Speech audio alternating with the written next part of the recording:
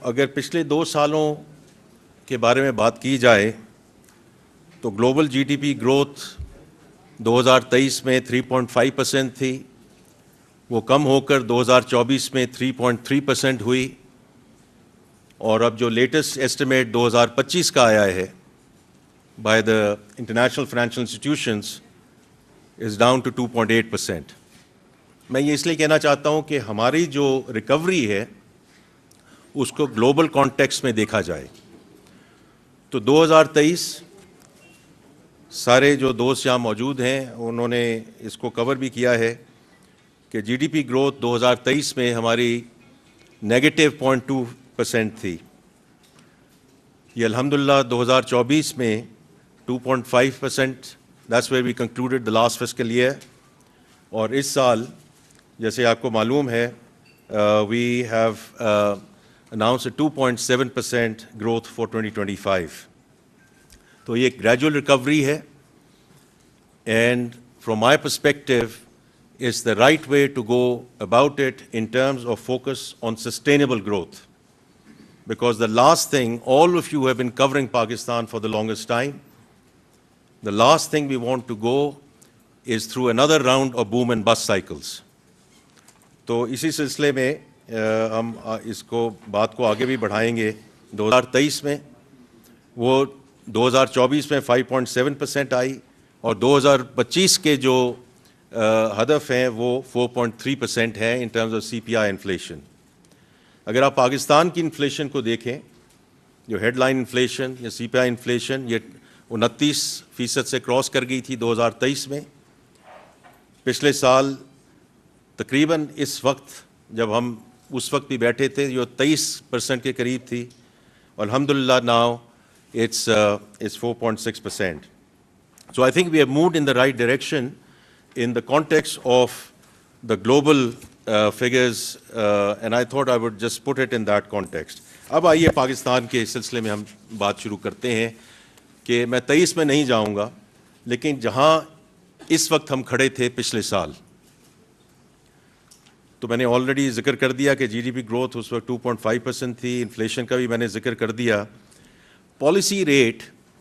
جب اس وقت ہم بات کر رہے تھے اس وقت بھی 22% تھا، اور اس کے بعد اوبیسلی جون میں جو ایم پی سیز ہوئیں اس میں سے پھر بتدریج یہ انٹرسٹ ریٹ کو اور پالیسی ریٹ کو کم کرنے کی ابتدا ہوئی، جو اب 1100 بیسس پوائنٹس ریڈیوس ہو چکا ہے۔ پبلک ڈیٹ اور debt to G D P ratio اس وقت تقریباً 68% تھی، جو اب تقریباً 65% آ چکی ہے۔ فارن ایکسچینج ریزروز 30 جون 2024 کو $9.4 بلین تھے، which were again a huge and remarkable recovery from where we were in back in 23, which was we were down to 2 weeks of import cover. اور پچھلے سال جب ہم کھڑے ہوئے اور اسی وقت جب ہم بات کر رہے تھے،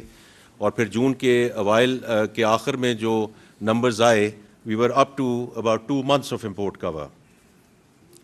تو میں یہ کہنا چاہتا ہوں کہ جو ریکوری 23 کے بعد شروع ہوئی وہ 24 میں ایک صحیح سمت میں چلی، اور 24-25 میں ہم نے اس کو اور کنسولیڈیٹ کیا۔ اسی وقت جب پچھلے سال بات ہو رہی تھی تو اس وقت میں نے ذکر کیا تھا کہ we are coming out of a very successful standby arrangement, اور اس سے ہماری کریڈیبلٹی اور ٹرسٹ جو ہے وہ ری اسٹیبلش ہوا ہے انڈر پرائم منسٹر شہباز شریف لیڈرشپ، کیونکہ انہوں نے یہ ایس بی اے سائن کیا تھا before the care taker administration ٹوک اوور، اور میں ہمیشہ کیئر ٹیکر ایڈمنسٹریشن کو اور ڈاکٹر شمشاد کو میں ہمیشہ اکنالج کرتا ہوں، because the kind of discipline that they showed, and she showed as the finance minister, allowed us to continue it in this administration. تو میں ہمیشہ اکنالج کروں گا کہ جو اچھے کام ہوئے ہیں اور اس کی بنیاد جو رکھی گئی وہ پرائم منسٹر شہباز شریف صاحب نے رکھی، پھر کیئر ٹیکر آئے، اور پھر ہم اس کو آگے لے کر چلے۔ تو اس وقت میں نے آپ سے یہ بات کی تھی کہ we want to get into an extended fund programme with I M F, and I repeatedly mentioned کہ اس کی 2 وجوہات ہیں۔